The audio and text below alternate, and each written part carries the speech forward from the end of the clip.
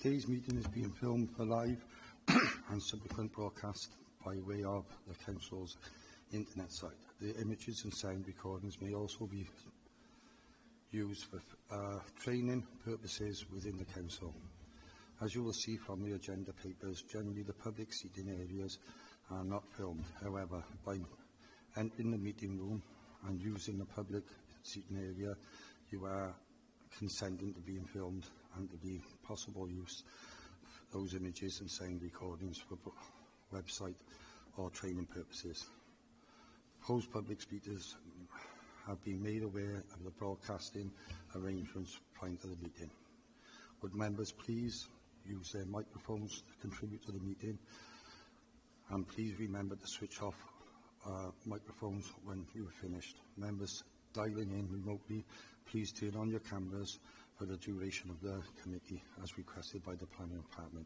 Also, could you ensure to refrain from using any mobile devices during the committee? Thank you.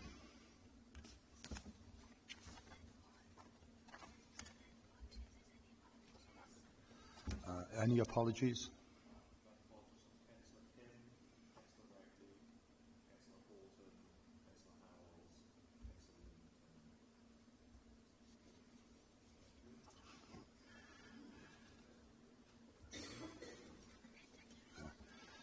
Is there any declarations of interest? No?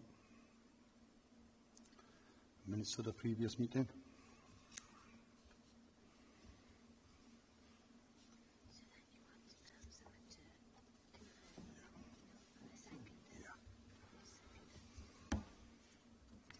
We have somebody confirm the minutes? Seconder? Thank you.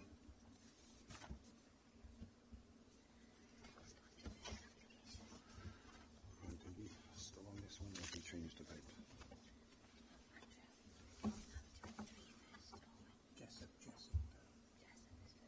Jessup's first, is it?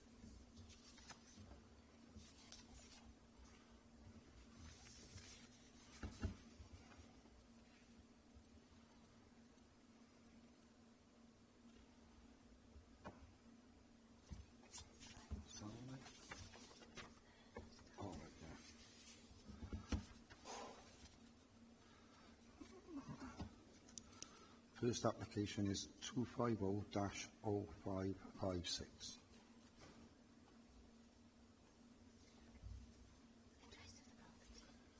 Jessup's property.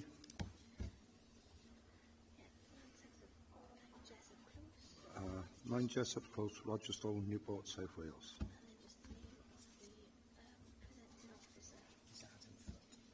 And the presenting officer is Adam Foote.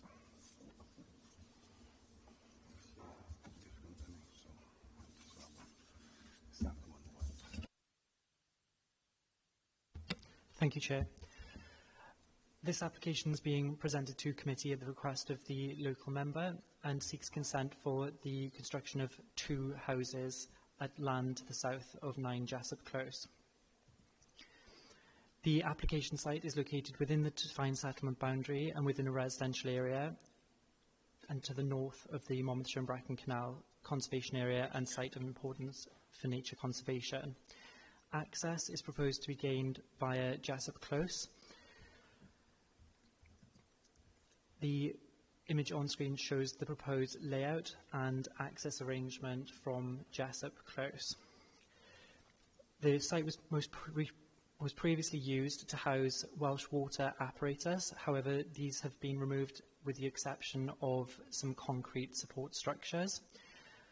To facilitate this proposal, 3 trees would need to be removed from the site. This has been consulted with our landscape officer, the conservation officer and the council's tree officer. No objection is raised in this regard to the removal of said 3 trees, and a replacement scheme is recommended via condition. You'll note the proposed layout here showing the dwellings, garage, parking area and internal driveway giving access to plot 2. The pink line, which I'll just, if you note my cursor, the pink line here indicates the tree root protection zone. So you'll note that all development is sited outside of the root protection zone. Trial pits have been dug within the site, and no roots were found within the said trial pits. From the report, members will note that we do have an objection from the tree officer, which has not been able to be overcome. However, given the relationship of the properties of the development with the trees, the lack of roots found within the trial pits, and given that we already have outline consent granted on this site, which I'll come to in greater detail later, we feel that this objection can be overcome by the imposition of conditions relating to the means of construction and limiting any future permitted development rights on site to ensure that the development does not move towards the protected trees. So the trees are protected by the virtue of their location within the Monmouthshire-Brecon Canal Conservation Area. So, as previously stated, outline consent is in place on this site for 2 dwellings. This consent can be implemented, and an application for reserve matters has been submitted. However, it is on hold pending the outcome of this application. The reason that this application has been submitted seeking full consent is that the applicant wishes to construct garages on site, and that falls outside of the scope of the outline planning consent. The outline consent was conditioned with a plan showing the indicative layout, which showed the dwellings in the position as shown on screen and as sought via this consent. And this proposal also accords with the minimum and maximum scale parameters that were consented via the outline planning consent. In terms of design, the proposal is considered to be acceptable. It's thought it will integrate well into the area. The choice of materials, again, are considered to be acceptable within the context of the site. So just some elevation drawings for the as proposed, and for the second plot here as proposed, and then a elevation sketch of the proposed garages. So access is proposed to be gained via this entrance point here from Jessup Close. The applicant has secured the area of land which is enclosed via the fencing and is currently laid as chippings to provide access. They've purchased that from the owners of 9 Jessup Close, as that formerly formed part of their front garden area. You'll note that there's a lighting column within that location. That will need to be removed and a replacement provided. There's a condition suggested within the report for these details to be agreed prior to the development commencing. This image just shows the remainder of the Welsh water apparatus that was on site. And this from a different angle. So you'll note there's currently quite a dense area of trees that demarcates the boundary between the site and the Monmouthshire and Brecon Canal. These trees, by virtue of their location within the conservation area, are protected. As stated, we have 3 trees that would need to be removed, and we've conditioned that a replacement planting scheme would be required. We are confident that the proposal, being located outside of the root protection zone and subject to conditions, would not have an adverse impact upon the protected trees in this area. Additionally, like you've already said, outline planning consent has already been granted, with the primary difference being the garages. So in respect of any reasonable fallback position, the applicant could still pursue their reserve matters application for sort of design and access for the 2 dwellings minus the garages. So the application is recommended for approval, subject to conditions. Like you said, we've given significant weight to the fallback position here in respect of the outline consent that is live and the site already benefits from consent for 2 dwellings. So yes, the application is recommended for approval subject to conditions. Thank you, Chair.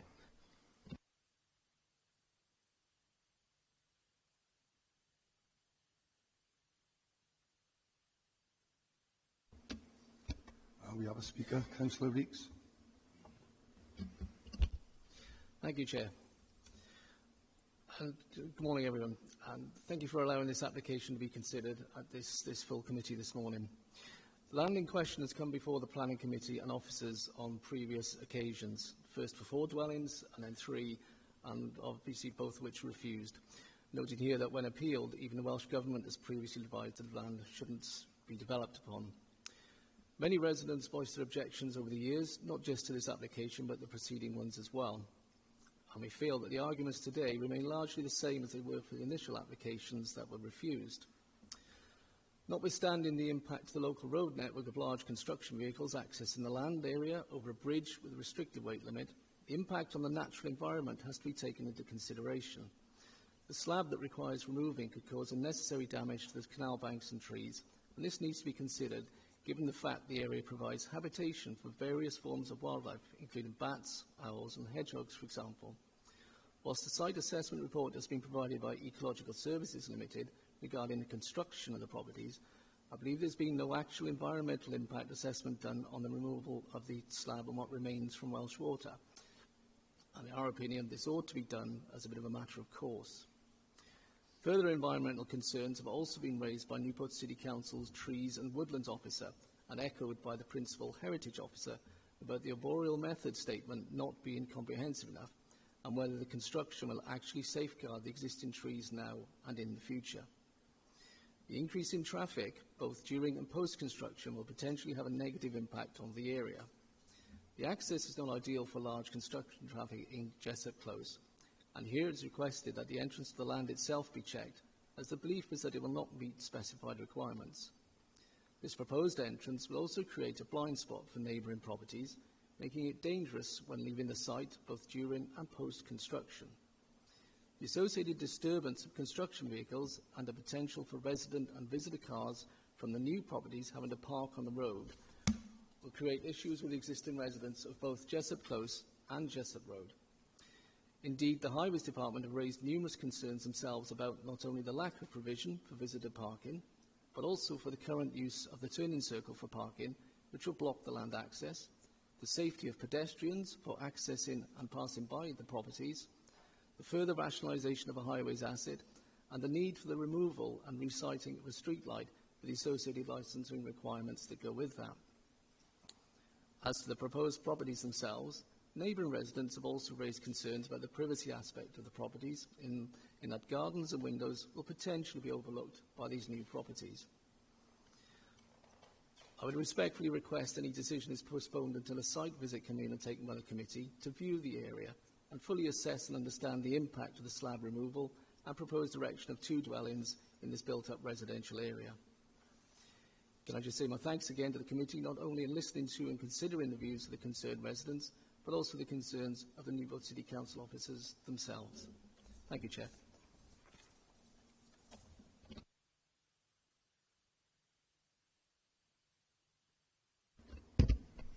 Questions? Thanks, Chair. I've got 2 questions.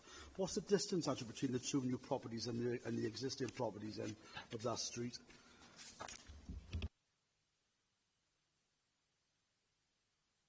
As if it's got an overbearing impact on the houses, there is a bit. I don't have the separation distances to hand. What I would say is, in terms of any overbearing impact, the proposal has been arranged as to try to avoid that. So what you'll note is with plot 1 is set back away from number 9 by the separation drive here. So you'll note that the drive, the private drive, has a 3.6 metre width, and there's a greater deal of separation then from the boundaries also. So plot 2 is located closer to number 10 Marlow Close. However, that's a side-on-side relationship. So in terms of the relationship, the amount of projection to the rear, I wouldn't consider that to have an unacceptable impact, and it more follows the pattern of development within that area. So along Marlow Close, you do have sort of a side-on-side relationship. So in terms of any overbearing impact, I wouldn't consider that would be to an unacceptable level. So there's no side windows at all to that new property then, to the number 10? There is a side window at first floor, but there's a condition on the report requiring that to be obscurely glazed and maintained as such. Also, Chair, on page 20 as well, where they've got this says that no work shall take place on the site. There's 12 bullet points here. Would all those 12 bullet points actually be enforced when they go into, when it goes to planning, for the acceptance for the application? Yes, so that forms part of the requirements of the condition. So if they weren't adhered to, then we would have powers to enforce against non-compliance with the condition.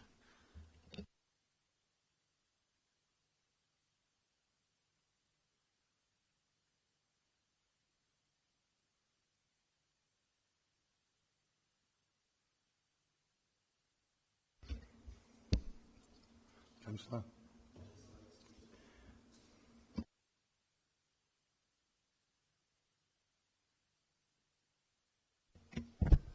Thank you, Chair. Just one question. There's a bridge of 14 lots, got weight restriction on there. What measures are we taking to ensure there's no damage or suspected damage could happen? So as part of the requirement, they will need to provide a construction environmental management plan, which would include the routes to site. I mean, it is a small-scale development, so I wouldn't anticipate the need for large numbers of, sort of very, very large vehicles to access the site, or for there to be an alternative route that they would be able to avail of. But they would need to provide details of that via the condition. So my understanding on vehicles at the moment is you have a cement lorry turn up, the 3-axle, the 26 tonnes. There's an unladen weight limit on the bridge, which doesn't count towards the full weight limit. It's the unladen weight as well. So the restriction would be they would have to come through the housing estate or back up through Bettis Lane to it, because that bridge will not take the weight. Can I ask our highways officer to come in? They are on the call. They might be able to better answer you. Yeah, that's fine. We've had incidents up there with vehicles on deliveries, even 7.5 tonners lorries, which have got large box vehicles on the back, delivering beds, get stuck on the bridge. It's very narrow. So my main concern is the access. They should not use that bridge. Again, I think those details can be, would normally be covered within the camp that would be required to be submitted. But Kevin, did you have any comment to make on that?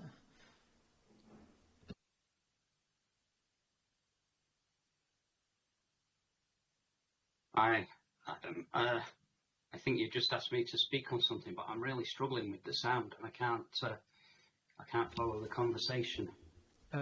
That's okay. It was with regards to the access via a weight-restricted bridge, and that we would have adequate controls to ensure the access via appropriate portions of the road network via the camp.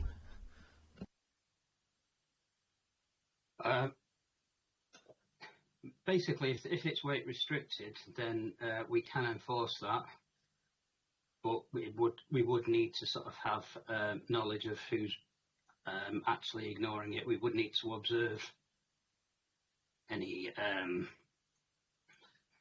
anybody using it that shouldn't be before we could do that, which we'd be dependent really on somebody reporting it. I think we're not going to have any monitoring. Sorry, but the the means of access and the route of access could be could form part of the Kemp. That's correct? Oh, sorry, we're talking about construction. Sorry, I'm really struggling to follow the conversation. The sound is terrible. Yes, we can. We can. I mean, we wouldn't necessarily be on the ground observing it, but if there are any issues, we can do that. Sorry, Councillor, just to clarify, condition 12 does refer to construction traffic routes. It is specifically included already in that condition.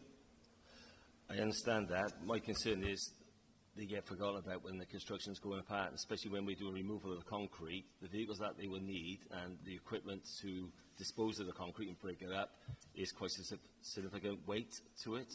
So I'm quite concerned that a lot of construction companies bypass it. So the condition's in there, but I just want to make sure it's enforced. And by any means, I know we can't monitor it, but I can tell you now the residents will, and you will begin complaints. And I'm telling you now, in my true belief, they will break the condition. Okay, yeah, that's absolutely fine. I mean, obviously we would be responsive to any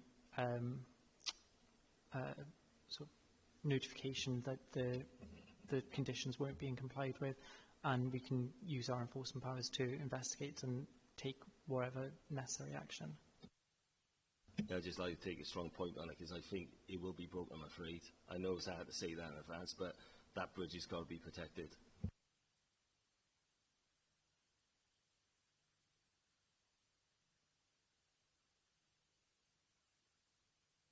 Sorry, I was waiting for somebody else to go. So, okay, with the slabs that are established there at the moment, have we estimated the weight and how they're going to break them up and removal? And will it make an effect to the land that's already there, as in it's stabilising the land at the moment? The removal, are they deep? How much weight is there in the concrete, please? I don't have details on the existing weight of the concrete. Do we know the diameters that they go down into the ground? Because it stabilises the ground at the moment to a canal bank. And I don't have anything before me to say that it does stabilise the canal bank. Anything concrete into the ground will be a stabilising factor. So I think, really speaking, considering how important this is, perhaps a site visit or somebody should go and measure and how deep they are, and if it will have an impact on the land once they're removed. And if it is reinforced, it needs to be broken up and the noise and dust impact. Yeah, I completely understand what you're saying. I think from one of the main things to consider here is there isn't currently an extant permission, so they can be removed at will anyway without any additional controls. This site already benefits from outline consent, which includes so they can remove those. We wouldn't need to have any control over that. That can be done. They've got their reserve matters condition, their reserve matters application in. All they need to do, which the only key difference here is the erection of the garages. So I completely understand what you're saying, but materially, I don't know that that's going to make the difference that, given the circumstances. I understand what you're saying. Sorry, I wasn't aware of the previous planning. I wasn't on that meeting, I'm afraid, but my concern is that we've not taken any measurements of the weight or how the diameters into the ground. So I know we're looking at the application this time, but on reflection, perhaps we should have looked at that as well at the time. So I know it's not current to this application, but I just want to note that we should have done more previously, and if I was here, I would have mentioned it. So just noted.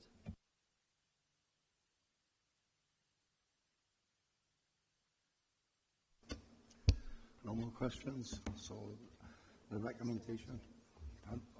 Councillor Watkins, sorry.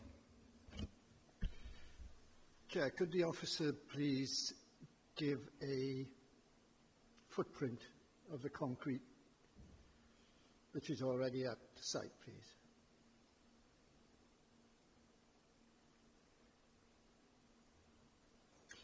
My question is then, Chair, is how are they going to remove those and not have vehicles on the highway? So I'm asking really for the traffic management plan of the removal of those. So that's been conditioned. We don't have that detail at present, but it would require vehicles to remove them from site. I understand that, but there's not enough room there at the moment to be able to do that. So I'm asking the officer, the transport officer, do they have a traffic management plan to demolish those and remove them without involving vehicles being parked on the highway? Not at present, because that's one of the conditions. So they would need to discharge that and give us those details prior to the commencement of the development. Okay, thank you, Chair.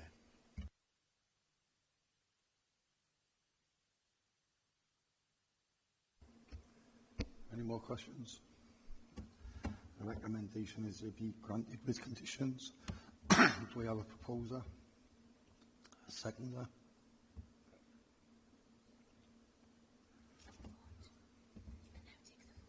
And can we go to the vote? All those for?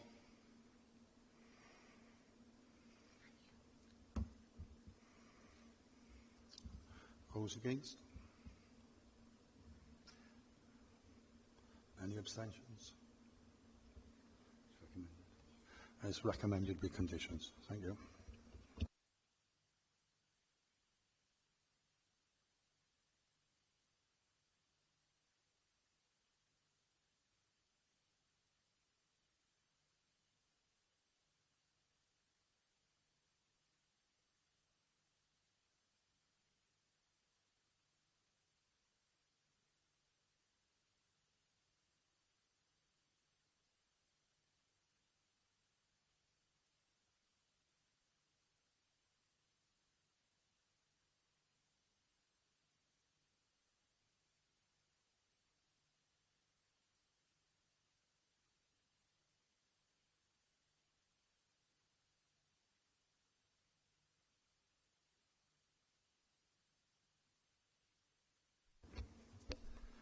Next on the agenda is Smith Power Station 25-0407.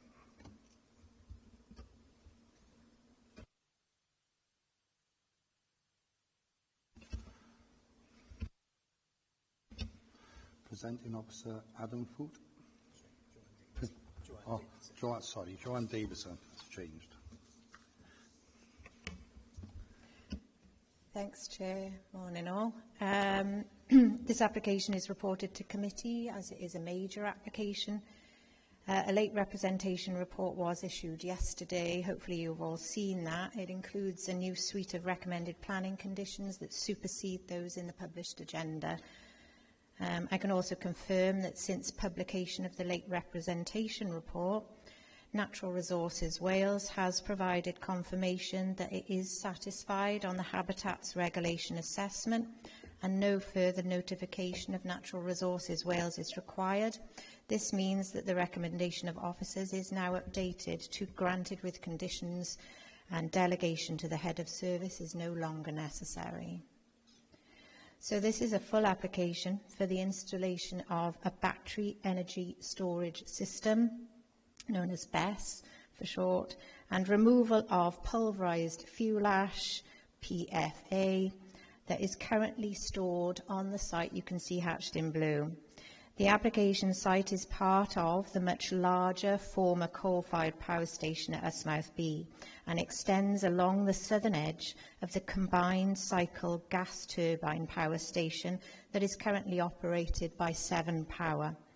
The area of pulverised fuel ash storage has a concrete slab with precast walls surrounding it to a height of 2.4 metres. You'll see some photos of that in the presentation. And Natural Resources Wales supports the removal of the pulverised fuel ash at the earliest opportunity, as it is a waste material.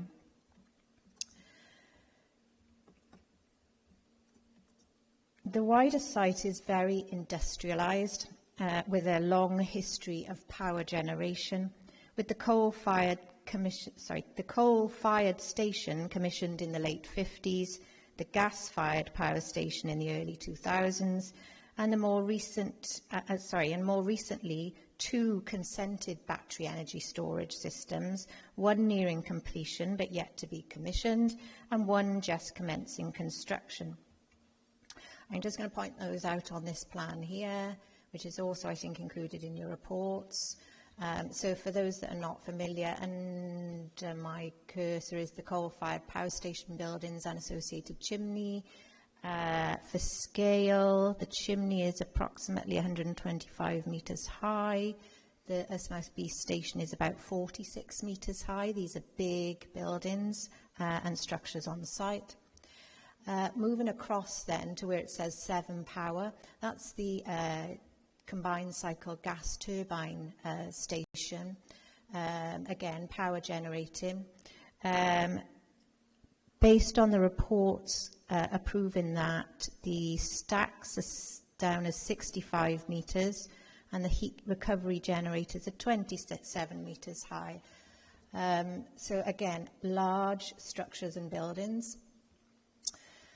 Under my cursor now, and labelled UES-BESS, is the first battery energy storage system site the committee consented a couple of years ago. And the one that is nearing completion but yet to be commissioned. Just above that on this aerial, my cursor is not helping, is what's labelled the AW1 BESS. That's the second battery energy storage. Sorry. Let's see if I can get my cursor. It's the top, yeah. AW1 BESS. Which is the second battery energy storage system the committee has consented on this site. All this is detailed in the site history section of your report, I should say. And obviously the site we're currently looking at is outlined in red and is known as the AW2 BESS, or battery energy storage system. Also shown on this aerial, and close by, we have the RSPB National Nature Reserve, along with various designated assets such as the River Usk Special Area of Conservation and Special Protection Area, the Severn Estuary Ramsar, and the wider Levels and River Usk are a site of special scientific interest. These designated assets are referred to in much more depth in the detailed officer report. Okay, so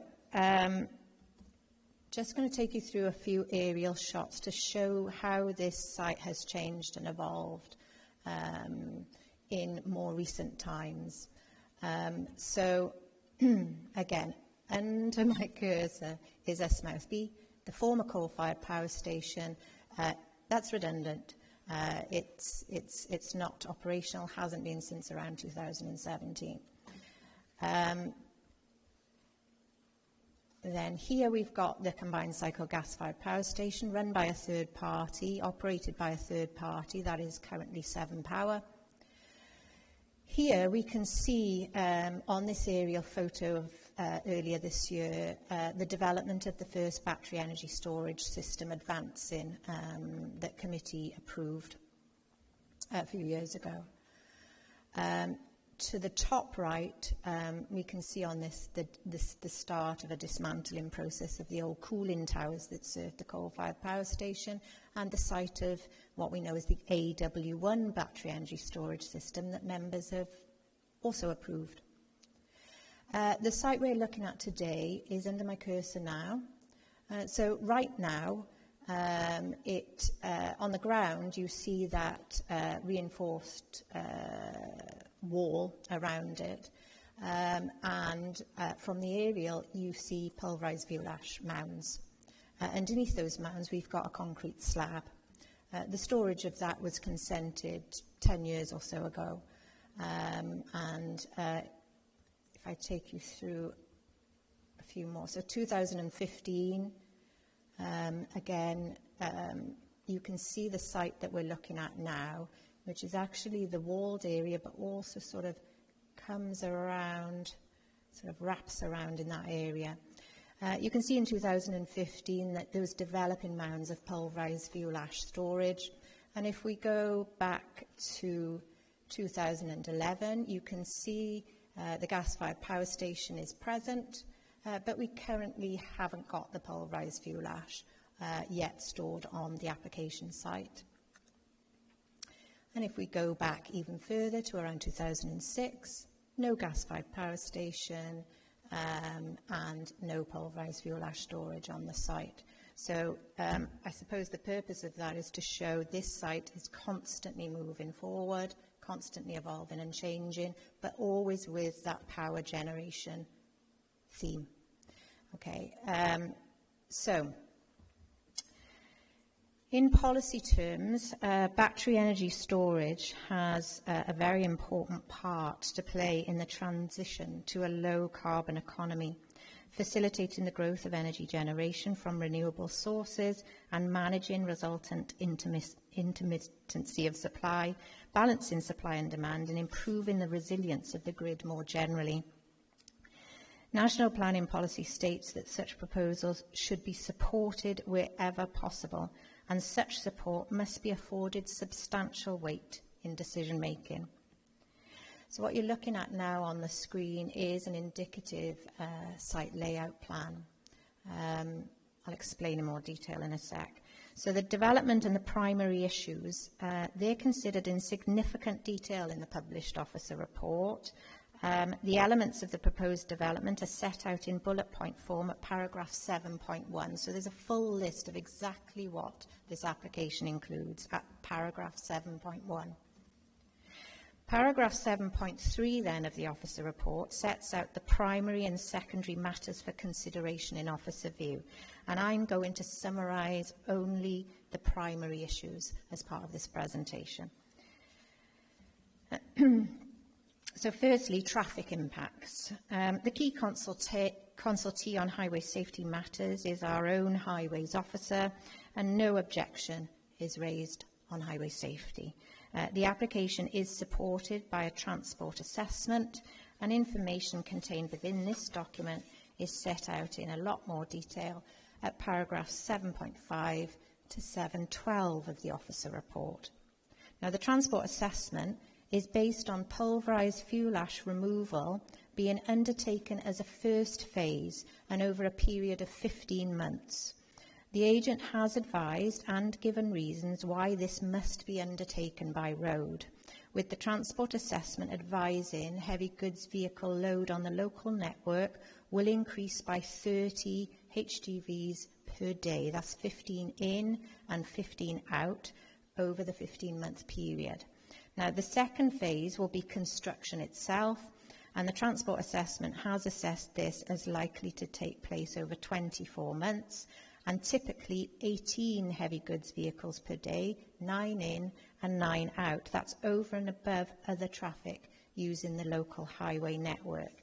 All of those estimates, based on our recent experience of other battery energy storage systems being constructed on site, are reasonable. Now, the route of HGVs will be as per previous energy storage system proposals and the coal-fired power station operations. So all of those travel along West Nash Road onto part of Nash Road, where it then merges into Meadows Road. Nash Road, where it passes Liswerry High School, is not suitable. It's not proposed as part of the HGV routing. Now, the Highways Officer agrees with the outcome of the transport assessment and that the proposed development is acceptable in highway terms, and we have further been advised by the agent that the construction phase estimates are worst case scenario. So previously consented battery energy storage systems on the power station site have utilised rail to import materials for ground raising in particular, thereby significantly reducing HGV load on the road. It is the intention that this continues for the proposed scheme, but only for the construction phase, as rail has been justified as not suitable for pulverised fuel ash removal. Routing of vehicles and clarification on rail use all form part of final details required as part of the KEMP and the method statement that are subject to conditions recommended. So, as part of the scheme, a section of disused rail line will be removed on site as part of the scheme, but this does not remove the ability of the wider site to be accessed by rail, and that's important for us. Okay, so this is assessed in more detail at paragraphs 713 to 715 of the officer report, and we know that the battery energy storage system nearing completion has received significant construction phase plant materials and infrastructure since January 2024 without using the stretch of track proposed to be removed and by rail. Okay.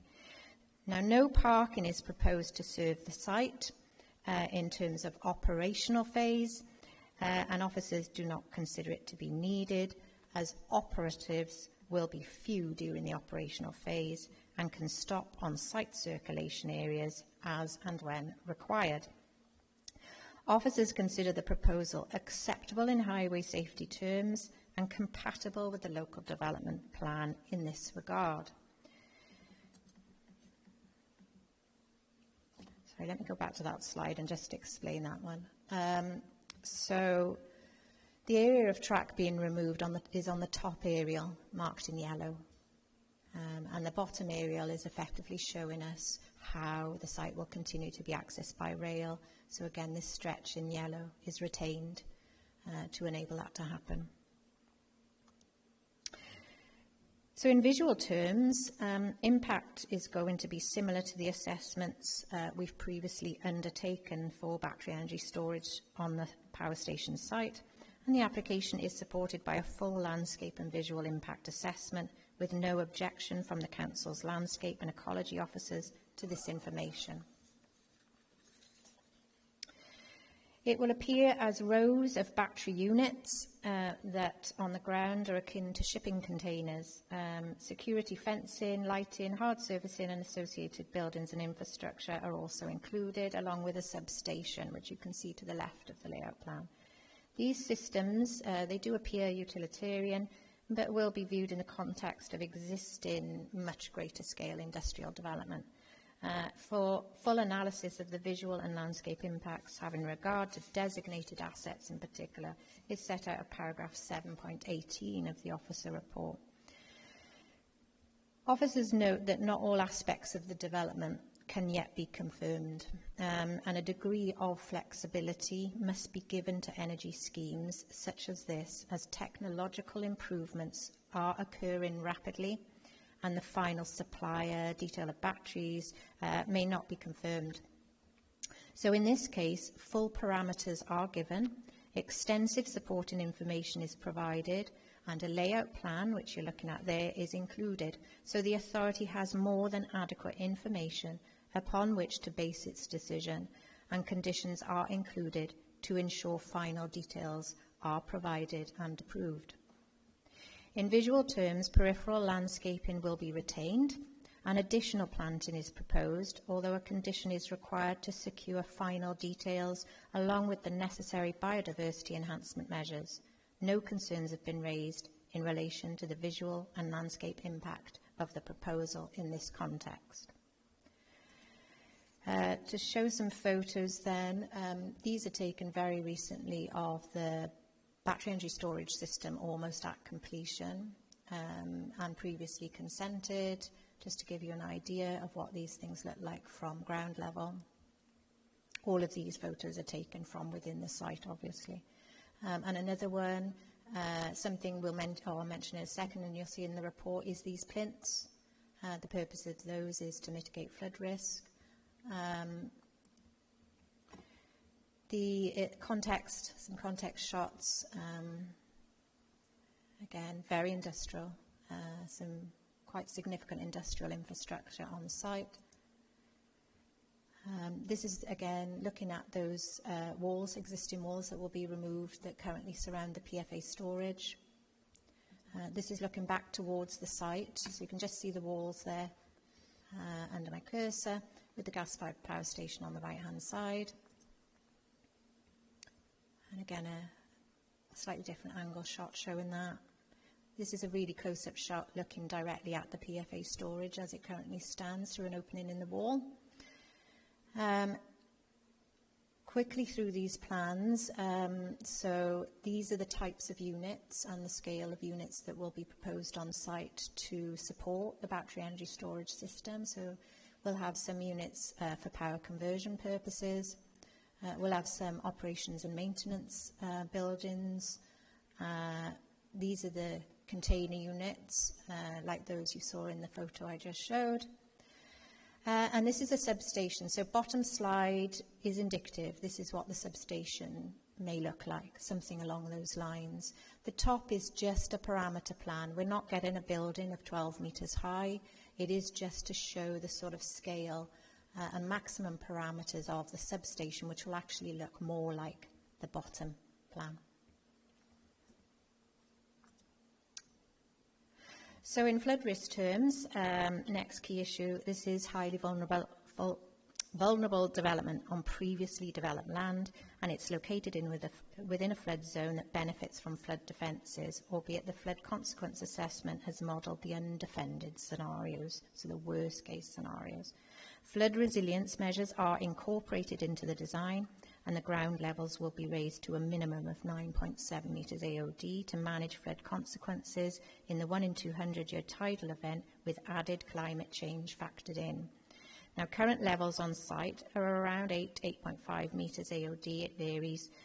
Natural Resources Wales, the Council's principal technical consultee on flood risk matters, raises no objection, subject to specified conditions being included in any decision, and they are part of the list of the recommended conditions in the late representation report. The full TAN 15 flood assessment can be found at sections 729 and to 732 of the officer report. Impact upon ecology and other sensitive receptors is assessed in detail from paragraph 733 of the officer report, including officer assessment of the shadow habitats regulation assessment and confirmation that officers recommend adoption of this document to satisfy its legal obligations under the Conservation of Habitats and Species regulations. The Council's ecologists and NRW support this approach, and it is acceptable having regard to other statutory instruments and policies set out at paragraph 7.34 of the officer report. So in summary, mitigation measures will be required and are secured by condition in relation to overwintering birds and otters, and to prevent noise and intervisibility during construction phase, along with other key preventative measures to minimise harm to those species. Construction phase surface water and dust impacts are also assessed in the officer report and form part of the appropriate assessment. In conclusion, officers are satisfied that the integrity of designated sites will not be harmed, and there is no discernible impact upon European protected species having regard to the condition of the site as it stands. Further information relating to the required net gain in biodiversity can be secured by planning condition. Officers have considered fire risk, as they have done on all the previous battery energy storage system sites in the vicinity. Battery fires are very rare, but it is a risk. And the point must be to reduce such risk to as low as possible. Now, no objections have been received from the Fire Service, the Health and Safety Executive, or Wales and West Utilities.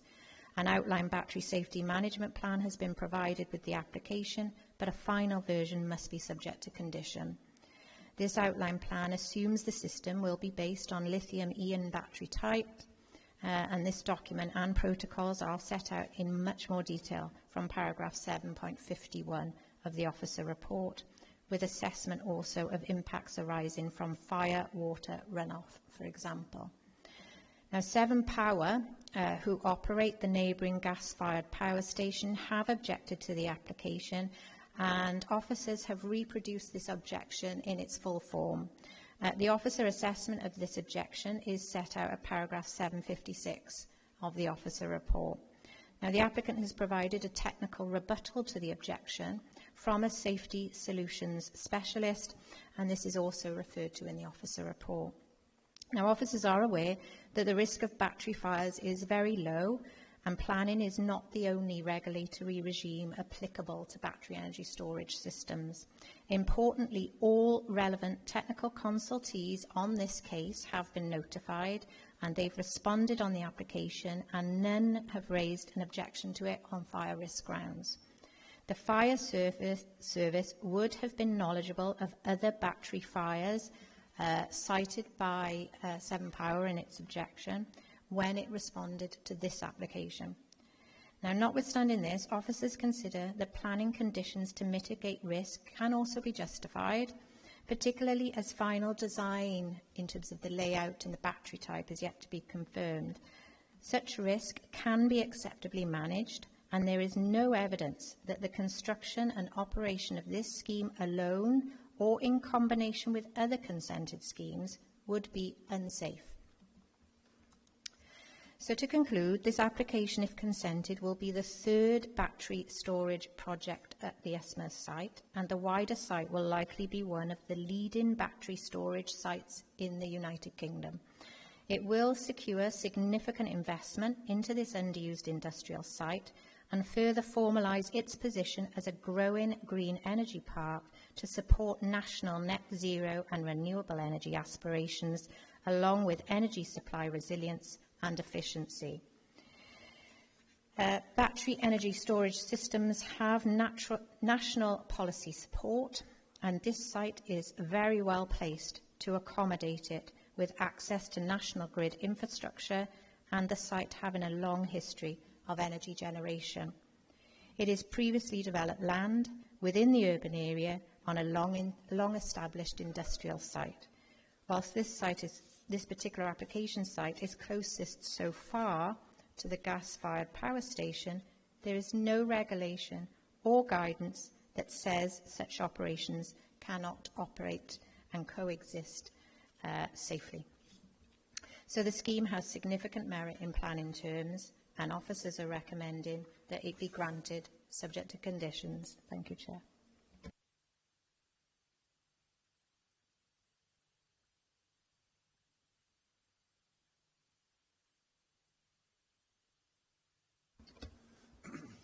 We have a speaker, Paul Hubbard. You have 5 minutes. Thank you, Chair.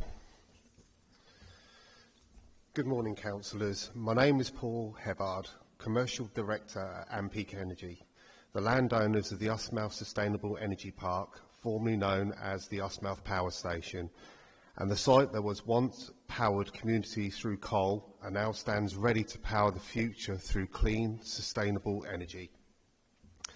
I'm here today to represent the applicant, AEW2 Energy Storage Limited, in support of our proposal for a new battery energy storage system, BESS, at the Ysmys site. AEW2 is a joint venture between Ampeak Energy and Econergy, combining our expertise to deliver critical infrastructure for the UK energy future. Ysmys Energy Storage Projects. Ampeak Energy is proud to be leading a series of transformative BESS developments at Ysmys. We're not just developing energy projects, we are redefining what this site means to the region.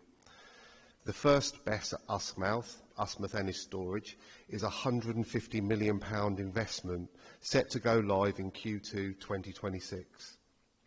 The second BESS at Ysmys, AW1 Energy Storage, is a £67 million investment, currently under construction and entering operations in Q1 2027. Today we present our third BESS proposal, which will build on the momentum and further enhance the site's contribution to the UK's energy resilience. Strategic importance of BESS. Battery energy storage systems. Capture and store renewable energy, reduce waste, balance the grid, ensuring reliability during peak demand, and accelerating our transition to net zero, supporting national climate goals.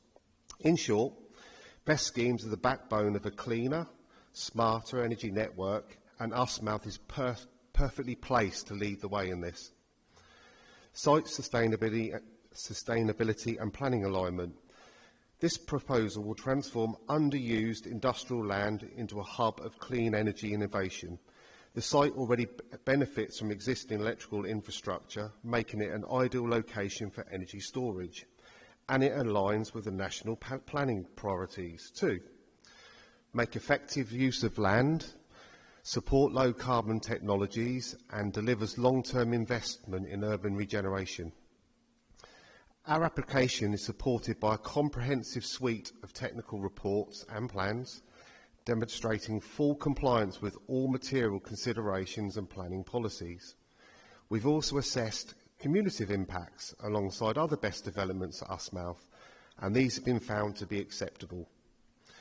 Environmental and community benefits. This proposal will deliver environmental gains through reduced carbon emissions, economic benefits through investment and job creation, and energy resilience for homes and businesses.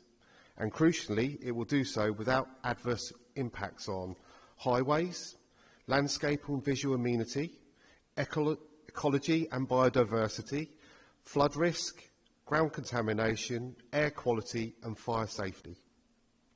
So my closing statement is, in summary, this development represents a strategic, sustainable and responsible investment in our energy future.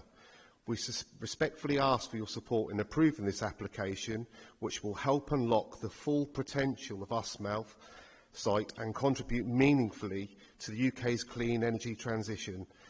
Thank you for your time, your consideration and your commitment to a better tomorrow.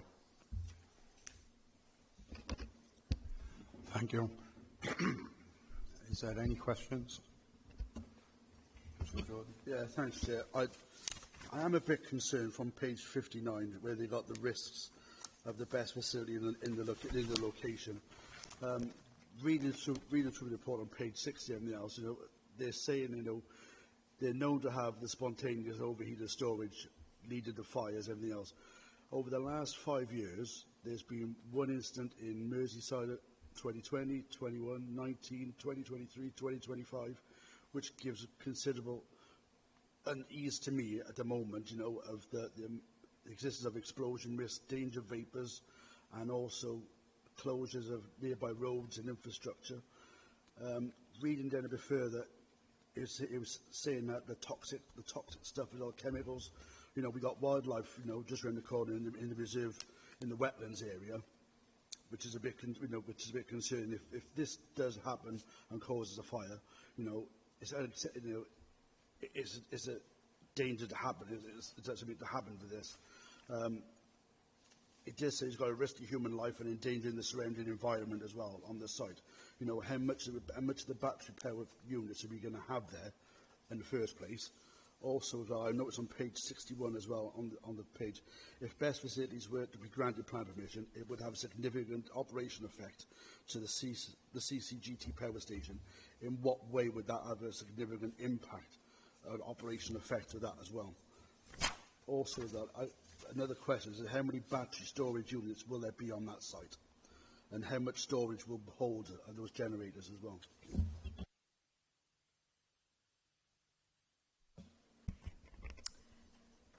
Okay, the objection from Severn Power is quite alarmist, so I'm not at all surprised that you've picked up on it. Fact is, the agent has provided a technical rebuttal from a safety solutions specialist, and the fact is the risk of battery fires is very low. Okay, so no one is saying there's no risk at all, but the point from our perspective is to reduce that risk as much as we reasonably can. Now, at the moment, I think there are well over 100 battery energy storage systems in the UK, with hundreds, if not thousands, of batteries operating. We've got a couple of cited fires, I think, in the UK in Severn Power's objection, and several international battery energy storage fires cited. A lot of those are based on outdated or old technology. And I mentioned this in the presentation, this sector is evolving rapidly. Safety is improving rapidly. Fire prevention, mitigation, suppression protocols, all improving rapidly. And I also mentioned that the fire service is obviously a principal consultee on fire risk. I know the fire service is actively engaged on the Uskmouth site, has been for a long time because of what it does there. And their response raises no objection in full knowledge of battery energy storage and previous fires, risks, etc. Like I say, they're our principal consultee. The other thing to bear in mind is planning is just one part of the regulatory process when it comes to battery energy storage systems. We're not the only ones. There is a whole suite of regulations and guidance that is applicable to the development of battery energy storage systems. I appreciate the risks or the concerns that you've raised. I'm not going to say there's no risk at all, but it is very low indeed. And if, I suppose, we consider, does that very low risk on this particular site justify not allowing it to happen at all? Officers think not. Now, the 7-power, one thing I noted in the 7-power objection was concerns about dust, removal of PFA, etc. And that's why I gave you a little bit of background there. That PFA storage has been alongside the gas-fired power station for years without known issues. There's no reason to think that the export of the PFA with dust mitigations will impact them.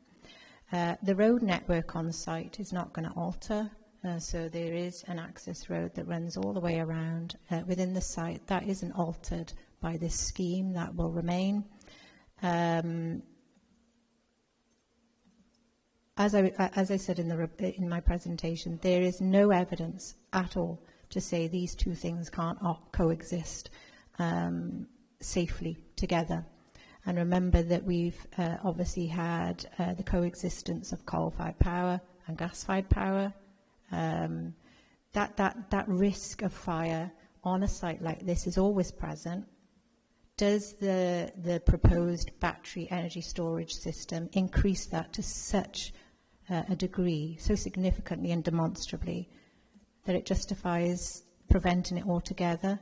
Officers say absolutely not. There's no evidence to support that. And no robust argument can be made on that basis from an officer perspective. So how many storage units battery storage units will be on that site? That's yet to be bottomed out. So when I put the layout plan on site, I mentioned it's indicative. And what we found on the battery energy storage sites that we've already consented is that because the sector is so rapidly evolving and developing technically, we've got batteries that are becoming much more efficient, able to hold more power, have more longevity.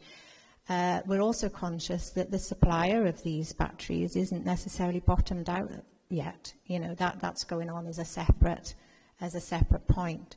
So what the applicants have done is given us the parameters, the worst case scenarios, and so we can't say definitively at this point how many batteries are there because they haven't got the supplier. We don't know how that's going to work out. What we do know is that it will be in that indicative layout form. The other thing is that we've conditioned, obviously, final layout when we will bottom out numbers. We've conditioned a final fire safety plan, which will include things like separation distances between the actual units. Each one has an inbuilt fire monitoring, fire trigger, fire alarm, fire suppression. The fire service obviously has been, I believe, the public speaker may be able to confirm this, but the fire service has been actively engaged in emergency planning on site for some time. The first battery energy storage system consented by the committee includes now fire water tanks. You know, the fire service are very engaged, and as I say, I've raised no objection. I'm not sure if the public speaker can say any more than I can on that. Yeah, South Wales Fire and Rescue have been on site and have conducted lots of tests. We're working closely with them, as we did back in the 2000s when we were a coal-fired power station. Recently, Maindy Fire Service have been on site again, conducting, procedures and looking at everything. And they're actually guiding us on some of the intricacies of what they would like, positions of fire hydrants, the amount of storage, amount of flow of water. So we're fully engaged with them all the way through the process on fire safety management. There's another point on page 61 as well. I did read on that. It said, due to the high level of risk occurred with the BESS facility, is that site owned by Usmouth Power Station itself and BESS as well, seven and BESS together? Or is it complete just one site? Because it just, by reading that bit of paragraph there, it says 7 power premiums, the power station would need a new evacuation plan and procedures in place, but they're saying there's no fault of their own. They're expected to pay the increase on their insurance through what the battery power operators, the battery stations going in there. Is there any leeway between BESS and the 7 power to alleviate some of that problem? Or? I think 7 Power are referring to a need to change their own evacuation plan, emergency planning, because if this is granted planning permission, I can't speak further as to why they think that would be necessary, to be honest, because as I've said, the access to the site it doesn't change; it's the same. The road in and out is unchanged, so. We did notify 7 Power of the opportunity to come and speak today, but they didn't get back to us or chose not to. So it's difficult for me to sort of confirm exactly what they mean. I don't know if the public speaker can confirm if they've had any direct dealings with 7 Power on this issue. Yeah, thank you. We've engaged with the whole site over the last year since AW1 planning was confirmed. So we've created a CDM coordination meeting on a monthly basis. So we get National Grid with the 275, 132 substations involved, 7 Power, us, Newport Yacht Club.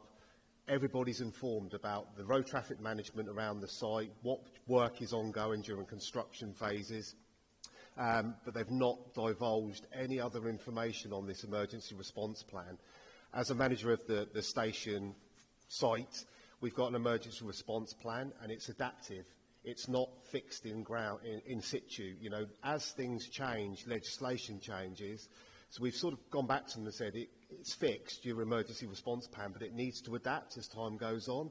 So we'll work with 7 Power on this once we get that engagement going through the CDM coordination meeting or a spur-off meeting as regards a stakeholder engagement plan.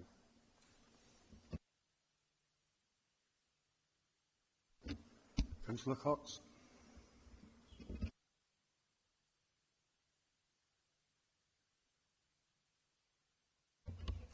Yeah, okay, success.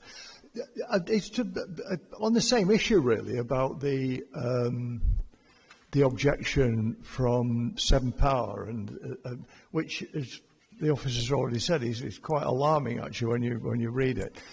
One feature of that objection which makes it alarming is that it talks about the proximity of the proposed development to a high pressure gas pipe, which it seems to suggest is not particularly shielded from any potential fire.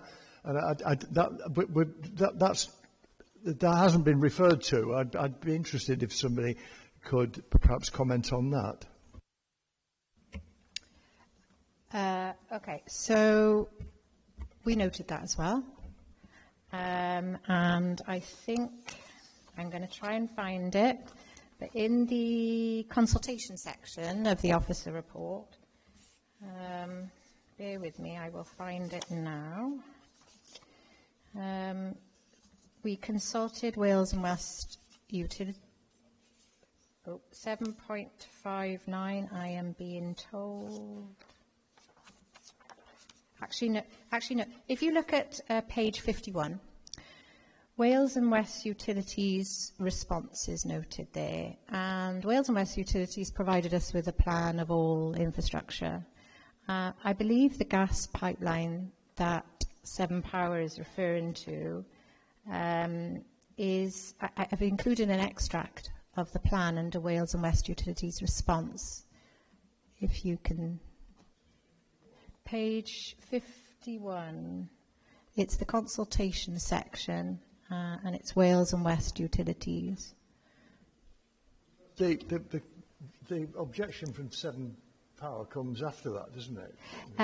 It does, but obviously when we saw the objection from Severn Power, we were keen to engage Health and Safety Executive, including the Explosions branch, and Wales and West Utilities.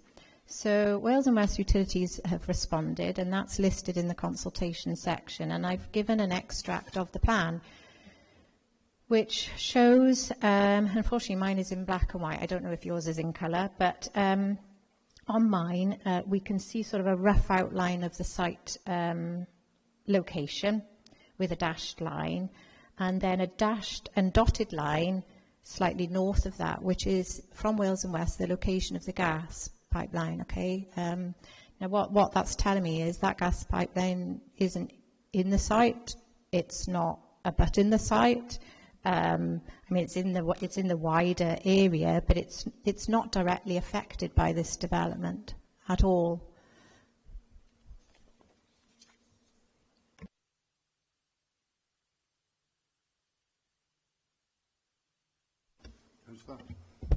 Thank you, Chair. Just a quick question, reference to the vehicles on movement onto the power station. Obviously, we've got the wetlands there with families and children visiting quite often. With the traffic flow, can you just confirm, is it a 20-mile-an-hour speed limit along the road to the power station? And with the vehicles leaving the power station, will there be a wet wheel wash present on the site? And also all the loads will be sheeted before they leave site. Can we have confirmation and clarity on that, please? For PFA removal, I understand that the wagons will have to be covered. I think that's a big reason why they have to go by road and not rail. They have to be covered wagons. I don't think it's a 20-mile-an-hour zone there, but maybe Kevin can confirm. I think the speed limit is higher there. Very conscious of the interaction with the RSPB, hence the reason for a transport assessment and that full assessment in the officer report on the numbers. As I say, the highways officer has confirmed that he's satisfied that the network can take it safely. The worst case scenario for traffic generation is the export of PFA. As I say, during the construction process, we very much hope that a lot of that will be done via rail, which is extremely helpful in terms of impact on the road network. But PFA removal has to go by road. There will be an increase of HGVs associated with it, but the highways officer has confirmed the transport assessment outcome is acceptable. Did I answer all your questions there? Yes, you did. Okay. The speed limit, I think it's 20 miles an hour at the moment. I'm not quite sure myself, but I just wondered whether any restrictions to 20 miles an hour might be affecting that area due to the mix going forward. The only other thing is consideration. The loads will be obviously sheeted. Sometimes, previously on other sites, they're sheeted at the source, so when they're loaded to the vehicle, they'll actually, most tippers now have a automatic rollover sheet. Sometimes the vehicles don't sheet up until they get the exit of the site. Can we ensure that they are actually sheeted within the site before transportation to try and minimise the impact of pollution? A couple of things on that. So we have got conditions, construction environmental management plan and a general management plan that will give us more on that. But the export of the PFA, and I didn't mention this in the presentation, it is a waste material. NRW are very keen to get it off-site ASAP. It's an unusual substance, has to be treated carefully in terms of the export, hence why the wagons need to be covered.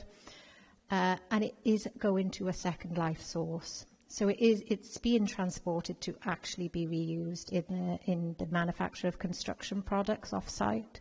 So it's in the applicant's own interest to take every care to make sure the PFA makes it to the other end safely. I'm sorry, I'm from a transport background, so I used to drive a tipper lorry as well. What tends to happen is a press a button, sheet comes over, there could be spillage wastage on the side of the body of the tipper. So once it starts transporting from site or around site, it tips out. So we've got to ensure that the body is cleaned, the sheet is on place within the boundaries of the site, and that the vehicles are cleaned, the wheels, before they leave site. I know it's in the conditions, but my previous experience, sometimes drivers are in a rush and sometimes they don't get totally cleaned. So just minimising impact, that's all. I probably can't say any more on that because, as you rightly point out, we have conditioned those details, including wheel washing, etc. The public speaker may be able to give us some information based on the past battery energy storage system construction. Thank you. Yeah, I've been there 20 years and I know exactly what you're talking about. We've insisted on wheel wash as part of the risk and method statement. We've got a weighbridge, so as part of our duty of care of the waste transfer notices, they're not allowed to leave site until they're fully lashed, the cover is over and they're weighed out. So yes, I can confirm it will be done and it will be included in the risk and method statements of the PFA removal from site.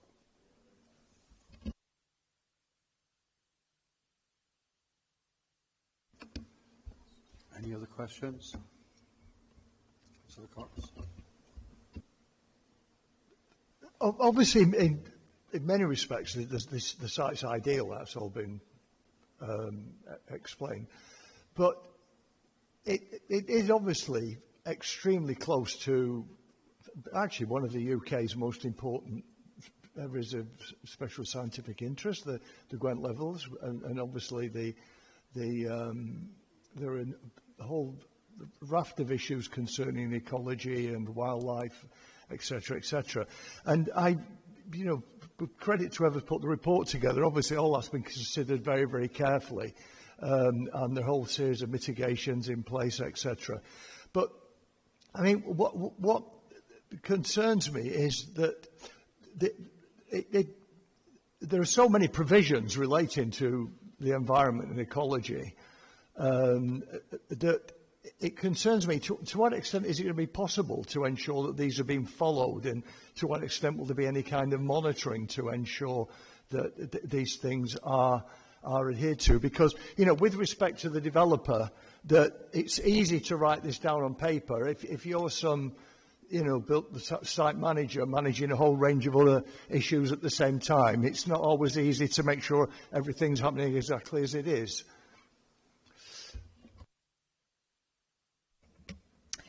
Okay, we've got the benefit here, I suppose, of a really well-established power-generating site that has coexisted with the National Nature Reserve now for many years. The established power station site has a really effective network of surface water management already on site that has operated effectively for many, many years. They've got a number of discharge licenses with NRW. They acknowledge their close association with some really sensitive designated sites. If you go to site, we know that the ponds that already exist on site that are part of that really well-established network are a hub of overwintering birds, which is why we've covered that off in the Habitats Regulations Assessment, which we're obligated to do as an authority before we grant a project such as this. Natural Resources Wales have agreed the adoption of the Shadow Habitats Regulations Assessment. European protected species is not a major issue here, but the closeness of the site with the National Nature Reserve clearly raises issues with birds and they've indicated also otter presence, probably more in connection with the Usk and the estuary. So there are a couple of things, I won't go into all the detail because the report does that, but there are a couple of very simple things that can be done. So the acoustic chord into the ponds. So on the layout plan, part of it includes ponds. I've seen birds on those ponds myself, and that is adjoining the National Nature Reserve. So acoustic screens very effectively remove intervisibility that can sometimes disturb the birds, and also limits noise because they'll be acoustic. We know from the previous consented battery energy storage systems on this site, also close to the reserve, also close to on-site ponds with birds, that the birds haven't gone anywhere. They're still there. So we've got on this site the benefit of a really long established power generation activity next to a reserve, and we also have the benefit of having a constructed or near complete constructed battery energy storage system on the site, akin to the one we're looking at now. And we can see what the effects are. We're not just guessing at it. So we've got a lot of additional support and information with this application, and we've got a lot of conditions that tie to it. All the key consultees are satisfied: Natural Resources Wales, the Council's ecologist, the Council's landscape officer. So everything is indicating to us that this works. We will require mitigation, we will require compensation, and we will require enhancement, but we can get that. So officers have no outstanding concerns on that point. Councillor Watkins. Thank you, Chair. I've got a number of questions. One, is this the only amount of ash which is on site, and is there more to be removed? That's that one now. So no, the site's got lots of PFA. So at the moment, I'm not aware of any other areas of PFA to be removed. So what has happened in the history of the site is that PFA has been formed into landscape mounds. That was actually done when the gas-fired power station was consented, because when Esmouth A was demolished, the entire basement void was filled with PFA. The gas-fired power station came in on the Esmouth A power station site, or part of it. It was excavated out. It was made into a mound to help mitigate impact on the National Nature Reserve, and that mound exists. It's not going anywhere, but it is PFA. So there is PFA elsewhere on the site, but I'm not aware of any areas critically in need of export over and above this one. And the public speaker's nodding to say that's correct. Okay, so if the rest of the PFA on the site, or a part of the PFA which is on site other than this, that would have to come back to Planning Committee for removal? Yeah, the movement of the PFA requires plan permission, so that would need to be dealt with separately if any other areas arise. Okay, the other thing, Chair, is I'm a bit concerned in regards to the PFA which got to be removed, which is 140,000 tonnes.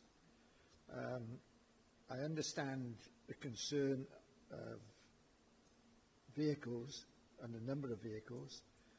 Those roads down there weren't built for 30, 40-ton vehicles. What's the position of a highway's contribution to, how can I say, not improve, but maintain the structure of the roads which are there once the PFA has been removed? Okay, so the proposed PFA removal won't be the only HGVs on the network. We do have other industry in the locality using HGV traffic, such as the wastewater treatment plant. We have been mindful, though, of West Nash Road in terms of the potential for extraordinary HGV traffic damaging the highway, and the council not wanting to be put at undue expense as a consequence of that. So the highways officer has raised the point that he's called it dilapidation surveys. We have engaged with the highway, that's a separate matter to planning as far as we're concerned, but we have engaged with highways networks in the council. They have been in touch with the public speaker about that, and so that separate process is going on behind the scenes. Okay, one other question, Chair, and that's the mention of certain materials, caustic materials, which will be on site in the battery storage area. Lord forbid, if we did have a fire there, what waste containment ponds are there? Designated waste containment ponds for the material which comes from those battery storages? Have the fire service agreed that? The fire service have seen it all. They've seen all the outline battery safety management plan, but like I say, the finalisation of that will need to be secured by condition. The public speaker may be able to add meat to the bones of what I'm going to say, but the surface of the battery energy storage system will be permeable. So let's imagine the worst case happens and the fire service need to come in and use whatever to put out the fire or suppress the fire. We've looked really carefully, as have Natural Resources Wales, at what would happen to that water. Also remember that surface water management is subject to separate approval by the SAB that forms the council. That's a separate application. I've also been in touch with them. There is an application with them that is being considered alongside the plan application. But within the battery energy storage compound, there will be, and I can't remember, like pits or containment pits. There's I'm not using the technical terms, sorry, because I've forgotten what it is. But there'll be pits that will take the water, hold the water, any contaminated water. That isn't the extent of the management. It is all set out in documents supporting the application, and I'm pretty sure I put more detail on it in my officer report. I just can't recall it. The public speaker may be able to give us the full and better technical summary of how that will work. I'm not a technical expert on it, but we've, like we just said, Joanne, we've put the battery safety management plan together. The first design was the trough design that would capture the runoff water, so that will run into the SAB, so the surface water treatment. In the event of a fire, we have a drainage system that we can switch off and we can encapsulate it, and then from there that can be isolated and removed from site. So all of that design, there's a couple of tweaks to that design that we're doing, because as time's developed, the technology and the guidance has been increased and improved, so we're adopting to that, and that is in the detailed design phase that we're coming to next, post planning. Okay. Chair, I am concerned about this because many years ago, down on the Nash development, industrial development, there was a huge fire, which was in a big warehouse full of butter, and all that melted butter got into the water courses and blocked it up, explicitly really. There was no drainage at all. So I am concerned about the runoff of any mishaps that might happen in regards to the battery charging units. Thank you, Chair. Thank you very much.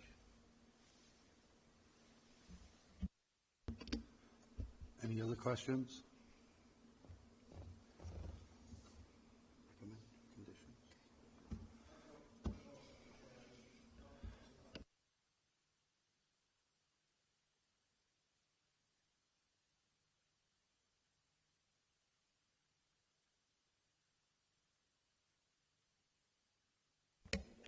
Hope so. Certainly there's no proposal to remove it as part of this application, and it's an asset to have the rail network into this site, so it certainly doesn't form part of this application.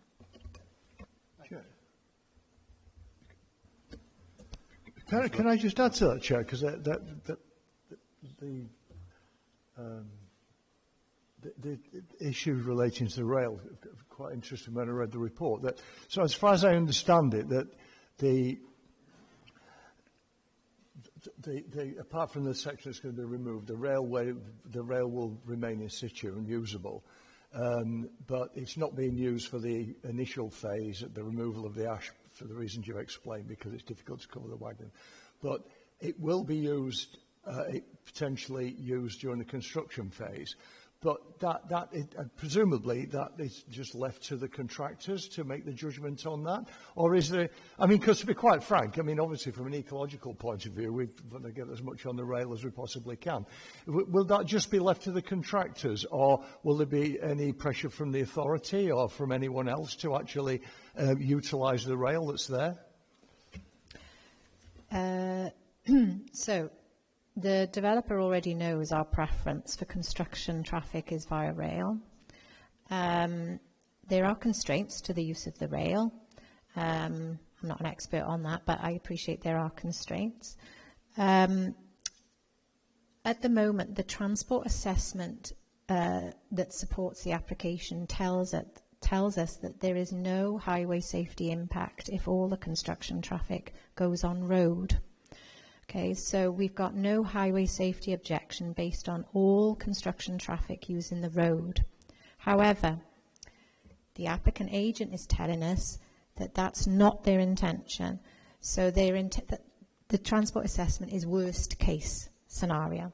Their intention is to do exactly what they've done on the near complete battery energy storage system and utilise rail to its maximum capabilities. And my understanding is, based on the information provided by the agent, that reduced the estimated load of HGVs on the highway network by at least 90%. So clearly there is a very strong support from us to use rail over road, but we can't, because of the transport assessment, we can't make them use the rail because we've got no justification on safety grounds to do so. But what we have done is added on the method statement condition, once they've bottomed out their contract in terms of the batteries, the supplier, etc., we want to know, we want them to confirm the extent to which they are going to use rail.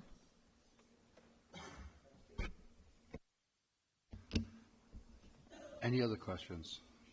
The recommendation is for it to be granted with conditions. Do we have a proposer, a seconder? Put the vote, all those for?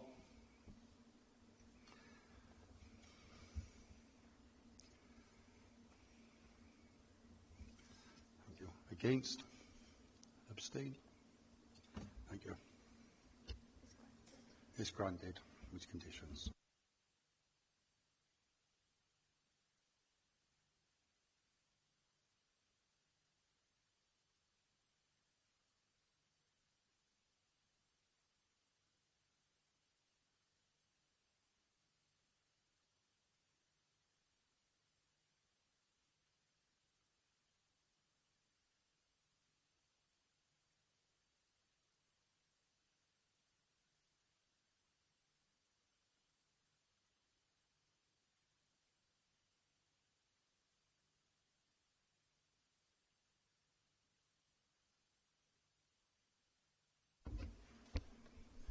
Next one is application 24-0755.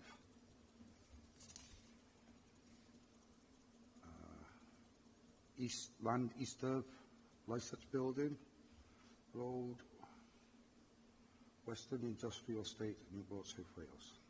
Main construction, highway impact, visual amenity of trees. Presenting officer Adam Thank you, Chair.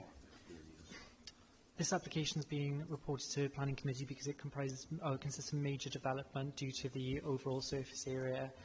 The application seeks consent for a change of use and the siting of 144 storage containers on a parcel of land within Wern Industrial Estate.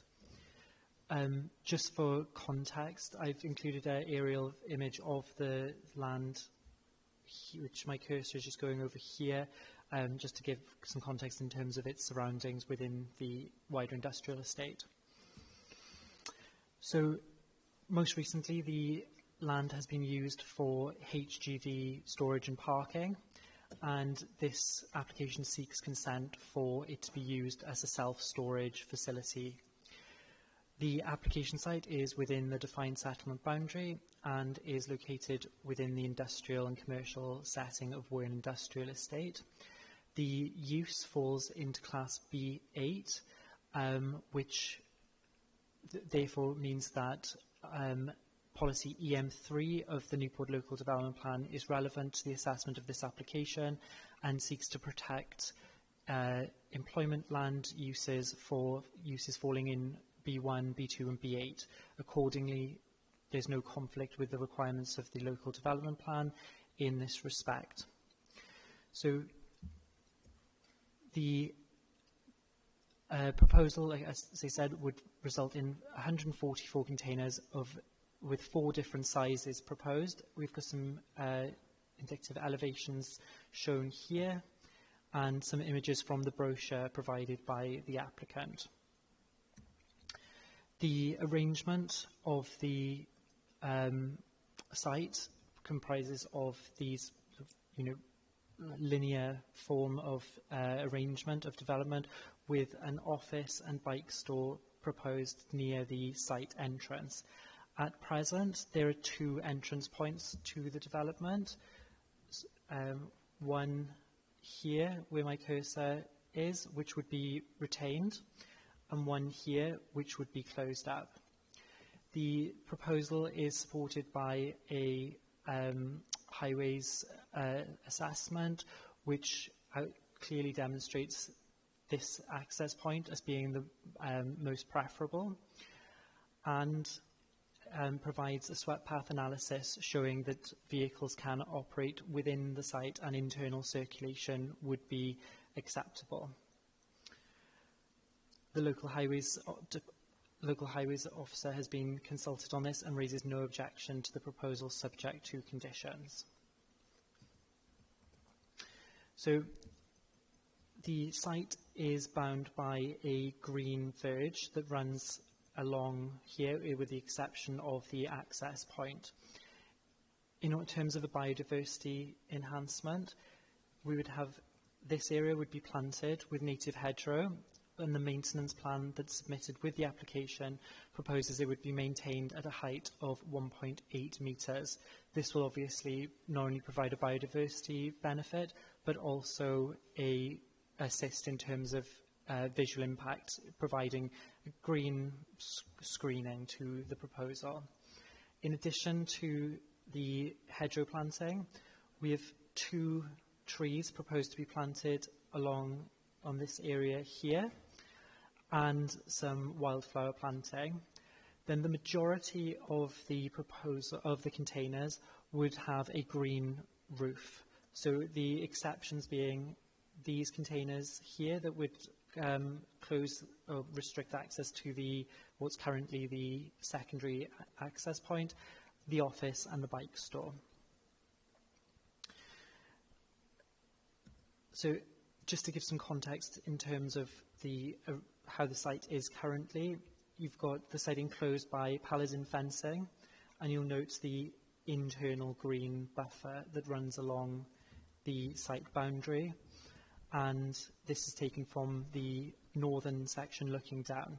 So this is the tree that would be lost as a result of the proposal. However, like you said, we do have the proposal does include the replacement planting of 2 trees within that area that they've earmarked for wildflower planting and the tree planting. the application is considered to be acceptable in respect of its compliance with local and national planning policy, subject to conditions. It's not considered to have any unacceptable adverse visual impact, and the use is considered to be compatible with the wider uses that occur on the industrial estate. In terms of highway safety, we're satisfied that it would operate in a manner that has no adverse impact upon highway safety. The supporting information suggests that the proposal is arranged to allow for one-way circulation of traffic, where tenants, occupiers can pull up to their unit, load and unload, and continue around the loop, utilising the one entrance point at the north. In terms of biodiversity, the site currently is a low biodiversity value, given that it's primarily hard surfacing with a narrow strip of grass along the boundary. So we're satisfied that the proposal for native hedgerow planting, the planting of 2 trees, a wildflower planted area and green or living roofs would provide a net benefit for biodiversity, and therefore the proposal is recommended for approval subject to conditions. Thank you, Chair. Is there any questions? Yeah, thanks, Chair. What distance is between that entrance of the site then to the actual junction? Is that a new junction they put in, a new entrance, is it or no? No, that is existing. So there's currently 2 access points. I believe that was in relation to the most recent use for HGV parking. So there was one at the northern and one at the southern end, whereas this would stop up the southern access point and only maintain the northern access point. So that would be for access and egress. Is that entrance point been there for a while? Because I can't remember it being there. Because I go up there quite often, and I've never sort of seen the entrance to the top end on the main word industrial estate. I only know the bottom entrance. The access is existing.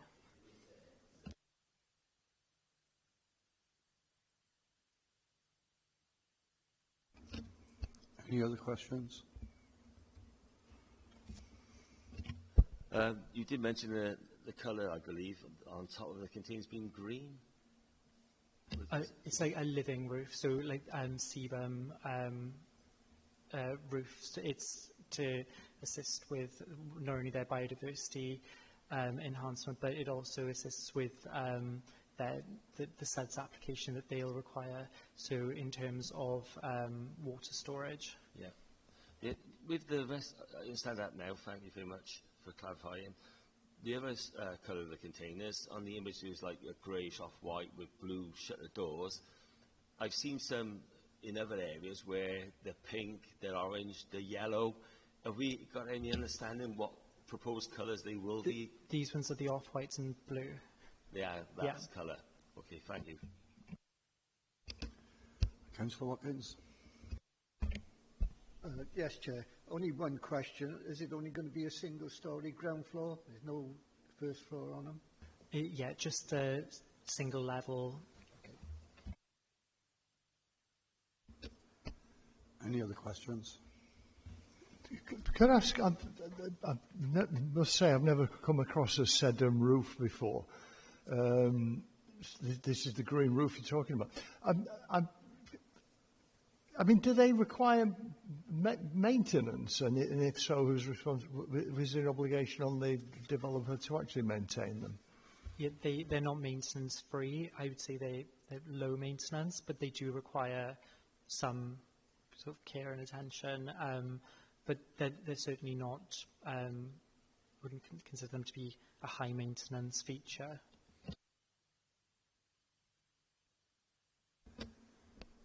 Any other questions? The recommendation is to be granted with conditions. Do we have a proposer? Seconder? Shall we go to the vote? All those for? Against? Abstain? Thank you.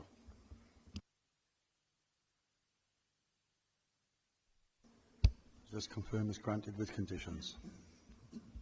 Thank you.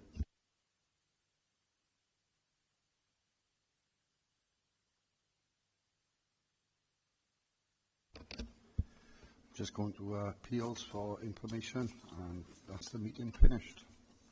Thank you for attending.